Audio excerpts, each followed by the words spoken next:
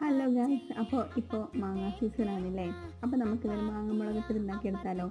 അതിനുവേണ്ടി കഷ്ണങ്ങളാക്കി വെച്ച മാങ്ങ, ചെറിയുള്ളി, ഇഞ്ചി, വെളുത്തുള്ളി, കറിവേപ്പില. നമുക്ക് എണ്ണ ചൂടായി വരുമ്പോൾ അതിലേക്ക് കടുക് ഉലുവയും ഇട്ട് കൊടുക്കാം. ചൂടായി വരുമ്പോൾ ചെറിയുള്ളി കൊടുക്കാം. ചെറിയുള്ളിയാണ് ഹൈലൈറ്റ്, എത്ര ടേസ്റ്റാണ് കേട്ടോ. നന്നാക്കാൻ മതി തന്നെ കുറച്ച് ഇട്ടുള്ളൂ. അതിലേക്ക് നമുക്ക് വെളുത്തുള്ളി അതുപോലെ ഇഞ്ചി ഇട്ട് കൊടുക്കാം. പച്ചമുളക് കാന്താരി അങ്ങനെ ഇട്ട് കൊടുക്കാം. പച്ചമുളക് രണ്ടും ഉണ്ടാവില്ല. ഒരു വാടെണ്ണ ആവശ്യമായി ഉപ്പും കൂടി ഇട്ട് കൊടുത്ത് നമ്മൾ മാങ്ങയും കൂടി തട്ടി കൊടുക്കുകയാണ്. നന്നായി ഇളക്കാം കേട്ടോ.